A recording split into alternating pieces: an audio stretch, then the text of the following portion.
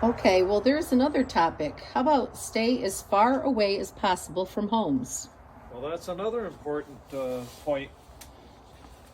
We have had issues with loud exhaust, which would be loud pipes, and we have been focusing on that throughout New York State. Lose the loud pipes or lose a trail. There have been a lot of land closures due to loud pipes.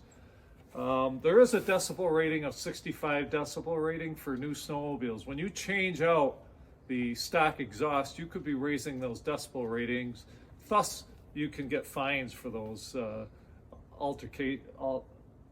I won't say altercations, but alterations of exhaust. So it's important to, if you change out your exhaust, put cans on that falls within that 65 decibel rating. You're going to see these quiet signs. Important to obey these. These are up for a reason because there's been issues in the neighborhood.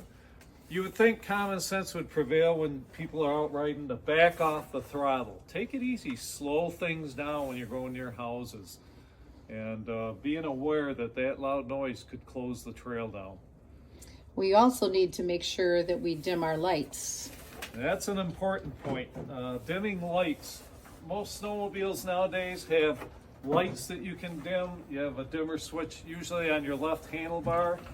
But when you're riding along, making sure if you're coming in the neighborhoods to dim your lights down. It's important because those lights can shine into windows of people's houses, let alone oncoming traffic, whether it be motorists, cars, trucks, snowmobiles.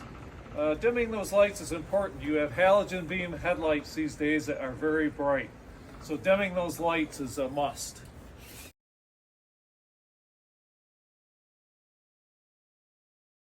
And as you're on the trails, sometimes you see people along the trail walking, cross-country skiing.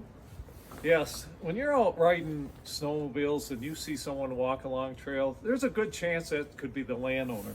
But it could be that you're in a shared park with cross-country skiers, snowshoers, could be small game hunters.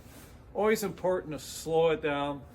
A lot of times I stop, say hello, talk to the person. A lot of times it is the landowner, and it sets a good example of proper etiquette, responsible snowmobiling care, letting them know that, hey, thank you for letting us ride on your property, that type of thing.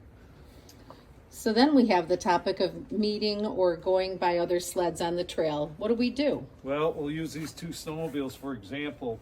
If this snowmobile was off the trail, which if you pull off the side of the trail, you should be off the trail where it's a long open area, not on a corner, not where there's an intersection, but away from the intersection because it's a busy place, usually intersections. But there's been many times, and I've witnessed it, that people come flying by and then they got to swish the rear end and splash you with snow. That's improper trail etiquette. So going slower, be nice when you go by. The same would be when meeting each other on a trail. Slow it down, take it easy.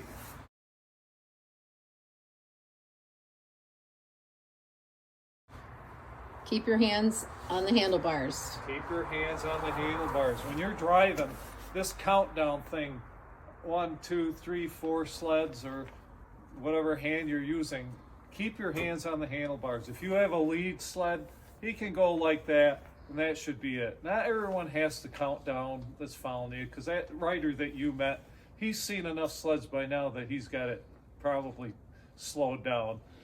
But I say, use your common signals like slow down, oncoming sleds, your left, right turn signal, that type of thing. Use the standard hand signals that you were taught in the snowmobile safety course.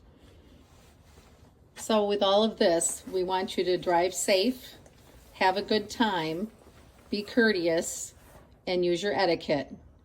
And sled and snowmobile to your heart's content. And be safe. Proper snowmobile trail etiquette. It's called responsible care.